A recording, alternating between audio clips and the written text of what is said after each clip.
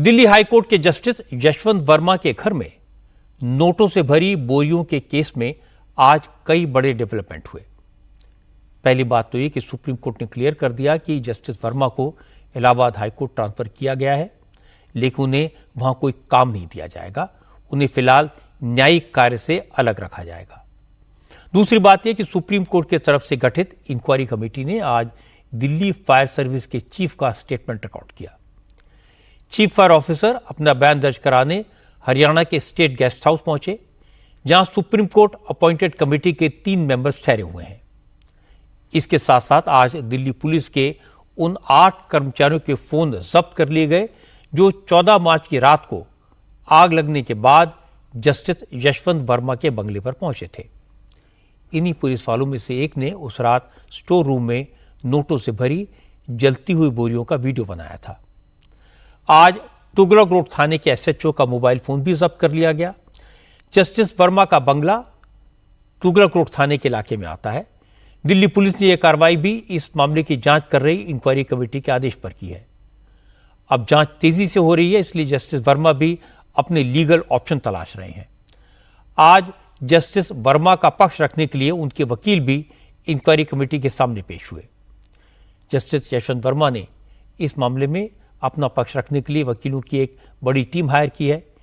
इस टीम ने जस्टिस शील नागू, जस्टिस जीएस संघवालिया और जस्टिस अनु शिवरामन की कमेटी के सामने जस्टिस वर्मा का पक्ष रखा। इसके अलावा आज इस मामले में एक और बड़ा डेवलपमेंट यह हुआ कि देश के 6 हाईकोर्ट्स के बार एसोसिएशन के president chief justice of India Sanjeev Khanna और सुप्रीम कोर्ट के कॉलेजियम के बाकी मेंबर से मिले और जस्टिस वर्मा के केस में ठोस और कड़ी कार्रवाई की मांग की। इलाहाबाद और अवध, इन दोनों बार एसोसिएशन के अलावा गुजरात, केरल, कर्नाटक और मध्य प्रदेश हाईकोर्ट की बार एसोसिएशन के अध्यक्ष एक साथ सुप्रीम कोर्ट पहुंचे। चीफ जस्टिस संजीव खन्ना ने सभी को मिलने का वक्त दिया और मुलाकात के दौरान सीजीआई के साथ कॉलेजियम के मेंबर्स ने जस्टिस यशवंत वर्मा के केस में वकीलों की बात सुनी। वकीलों ने चीफ जस्टिस से कहा कि जस्टिस वर्मा के घर पर कैश मिलना एक गंभीर घटना है, इससे जुडिशरी पर गहरा दाग लगा है, इसलिए अब चीफ जस्टिस को ऐसा एक्शन लेना चाहिए जिससे आम लोगों में जुडिशरी के प्रति भरोसा कायम हो। बार एसोसिएशन के प्रेसिडेंट्स ने डिमांड की कि जस्टिस यशवंत वर्मा के खिलाफ एफआईआर दर्ज करके तुरंत क्रिमिनल इन्वेस्टिगेशन शुरू किया जाए और जजेस की अकाउंटेबिलिटी तय करने के नियम और सख्त बनाए जाएं। हम 6 लोगों ने मुलाकात की है और अपने सारे पॉइंट्स हम लोगों ने सीजीआई एंड 4 अदर सीनियर जजेस के सामने रखा, सारे पॉइंट्स। उसके बाद जो जिस तरह से हमने पॉइंट्स रखे और जिस तरह से उन्होंने सुना है, उन्होंने हमें अश्योर किया है कि वो कंसीडर करेंगे and we will take it. Meeting में ट्रांसफर के बारे में बात हुई है, बिल्कुल बात हुई है। उन्होंने उसके कई कारण बताए हैं, रीजन जो हमें डिस्क्लोज किए हैं, हम उस रीजन को जनरल हाउस में रखेंगे and we will take a decision. Inquiry से हम सेटिस्फाइड नहीं। Inquiry criminal investigation, inquiry is meant for the purpose of removal. Corrupt free India, corrupt free judiciary, ये हमारा मूवमेंट है। ये मूवमेंट चलता रहेगा जब तक मैं जिंदा हूं। करप्शन मैं बर्दाश्त नहीं कर सकता और मैं अपने सिर पे कफन बांध के निकला हूं। हाँ, बातचीत से मसले सॉल्व हो जाते हैं, लड़ने से सॉल्व नहीं होते। मैं भी इसका पक्षधर हूं। आज बातचीत अच्छे वातावरण में हुई है। मुझे विश्वास है अपने सीजीआई पे कि वो इसका फैसला करेंगे। चीफ जस्टिस और कॉलेजियम के साथ मीटिंग से पहले बार प्रेसिडेंट्स ने सुप्रीम कोर्ट बार एसोसिएशन के प्रेसिडेंट कपिल सिब्बल से मुलाकात की। इससे पहले Allahabad high court bar association के अध्यक्ष अनिल तिवारी, लॉ मिनिस्टर अर्जुन राम मेघवाल से भी मिलने गए। वकीलों का कहना है कि इस घटना पर सिर्फ जांच से काम नहीं चलेगा, एक्शन होना चाहिए। जबलपुर हाईकोर्ट बार एसोसिएशन के प्रेसिडेंट डीके जैन ने कहा, जज तो दूसरों को इंसाफ दिलाते हैं, इसलिए अगर कोई जज शक के दायरे में है तो उसे भी अपनी बेगुनाही साबित करनी चाहिए। उन्होंने बहुत अच्छे तरीके से उन्होंने पूरी बात को सुना है और ऐसा लगता है कि जरूर कुछ ना कुछ निर्णय निकलेगा। उन्होंने कहा है कि इस पे जो भी एविडेंस आएगी बहुत तेजी से जांच चल रही है, उस पे एक्शन लिया जाएगा। बहुत कम, चूंकि बहुत शॉर्ट नोटिस पे ये हुआ है तो इसलिए 6, बल्कि बहुत ज़्यादा लोग आना चाहते थे। इसमें तो पूरे हाईकोर्ट बार के प्रेसिडेंट आना चाहते थे, लेकिन हाँ, बहुत सारे अभी गूगल मीट में अभी 2 दिन पहले चर्चा हुई थी तो सभी बहुत नाराज हैं। ये कोई बहुत छोटी घटना नहीं है कि एक हाईकोर्ट जज के घर में इतनी बड़ी मात्रा में पैसे रुपया मिले और उस पर कोई कार्रवाई, किसी आदमी को होती जरा मैं ईडी सीबीआई और उसको लगा देते हो, बिठा देते हो, रिमांड पे ले देते हो, उसके बारे में कुछ हो ही नहीं रहा है। और आप ट्रांसफर कर दिया, फिर दूसरी जगह ट्रांसफर कर दिया, यानी इतनी बड़ी गंभीर घटना है, इससे पब्लिक में बहुत नाराजगी है। एक आदमी जरा सी रिश्वत में पकड़ा जाता है तो उसको उठा के आप जेल में डाल देते हो, महीनों जमानत नहीं होती है। और चीफ एक इतना बड़ा जज कौन होता है? एक जज जो दूसरे को पापी घोषित करता है उसको खुद को निष्पाप होना चाहिए, दूसरे को दंड देने वाले आदमी को भी दंड मिलना चाहिए। अगर मान लो जुडिशरी अपने जज को दंड नहीं दे सकती तो उनको दूसरे को दंड देने का क्या अधिकार है? ये बहुत बड़ी गंभीर घटना है। हालांकि कॉलेजियम ने जस्टिस यशवंत वर्मा का ट्रांसफर रोकने को लेकर कोई ठोस भरोसा वकीलों को नहीं दिया। कॉलेजियम के मेंबर्स ने वकीलों से कहा कि जस्टिस वर्मा का ट्रांसफर तो कर दिया गया है, लेकिन उनको कोई जुडिशियल वर्क अलॉट नहीं किया गया है। कर्नाटक हाईकोर्ट बार एसोसिएशन के प्रेसिडेंट विवेक सुब्बा रेड्डी ने कहा कि अगर इलाहाबाद हाईकोर्ट के वकील कॉलेजियम के इस लॉजिक से संतुष्ट नहीं होते तो देश भर के वकील उनके सपोर्ट में उतरेंगे। The Collegium has told us that the transfer is there, but there is no judicial work assigned to him in Allahabad. So this is a important development. If there is no judicial work assigned to him, then I think that that is an issue to be considered. Secondly, we brought to the notice of the Collegium that the larger issue of corruption needs to be addressed.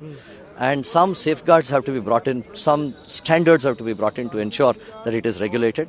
The Collegium has said that they will put their mind, they will consider this also. But 18 bar associations in India have gotten together on this issue. 6 of us have come here and we will take this movement forward. This is the first time in India that all of us have come together. We have decided that if nothing turns out, then all of us will go to Allahabad and address this issue. Justice Yashwant Verma का मुद्दा आज parliament में भी उठा। विरोधी दलों के नेताओं ने सरकार से जस्टिस वर्मा के केस की सारी जानकारी सदन में रखने की मांग की। लोकसभा में जीरो आवर के दौरान तृणमूल कांग्रेस के कल्याण बनर्जी और कांग्रेस के मनीष तिवारी ने यह इशू उठाया। कुणाल घोष ने कहा कि जस्टिस वर्मा के घर में जो कैश मिला है उसको लेकर सुप्रीम कोर्ट जांच करवा रहा है, लेकिन इससे बात नहीं बनेगी क्योंकि मुद्दा सिर्फ जस्टिस वर्मा का नहीं है, मसला जुडिशरी में करप्शन का है, इसलिए इस पर गंभीरता से विचार की जरूरत है। कल्याण बनर्जी ने कहा, एक आरोपी जज को दूसरे हाईकोर्ट में ट्रांसफर करना कोई सजा नहीं है, इससे जुडिशियल सिस्टम पर लोगों का भरोसा कम होगा। Unaccountable money has been recovered from one of the judge of the Delhi High Court. This is not only the last one instance. The factum of recovery money from the High Court judge is really eroding the confidence on judiciary. Sir, judges are also public servants like us. Why any investigation will not commence if a complaint of corruption is made against a judge, irrespective of the fact that the Chief Justice of India grants permission or not? Whether it will be commenced, if a corruption is there, whether it will be commenced only recovery of the money, these types of instance. Sir, why the Lokpal will not be allowed to carry on an investigation if a complaint is comes against a judge who is a public servant like us? Sir, now by transferring a judge, here a charge has been transferred from this judge, transferred from Delhi High Court to Allahabad High Court. This will not resolve the problem. Like these courts cannot be the dumping ground, my lord, sir, cannot be the dumping ground. All corrupted judges, all complaints are there. They are being transferred to Calcutta High Court or in the Allahabad High Court. This should not be made a dumping ground. इसके बाद कांग्रेस के मनीष तिवारी ने कहा कि संविधान में parliament supreme है, न्यायपालिका की अकाउंटेबिलिटी तय करने की जिम्मेदारी भी पार्लियामेंट की है और जस्टिस वर्मा के केस में संसद अपनी जिम्मेदारी से भाग रही है, ये ठीक नहीं है। मनीष तिवारी ने कहा कि सुप्रीम कोर्ट जस्टिस वर्मा के केस की जांच करवा रही है, उस पर किसी को आपत्ति नहीं है, लेकिन यह भी जरूरी है कि सरकार इस मुद्दे पर अपनी स्थिति स्पष्ट करे और लॉ मिनिस्टर कम से कम पार्लियामेंट में पूरे मामले पर बयान दें। This House, Parliament is charged with the responsibility of exercising superintendence over the judiciary. The Chief Justice of India has appointed an in-house inquiry. I think we should respect the process. We should wait for that report. But in the meanwhile, the law minister should come to this house, and the law minister must relate the chronology of events as they have transpired. Nobody is saying that anyone is innocent or guilty. Nobody is trying to apportion guilt. Let the in-house inquiry process play itself out.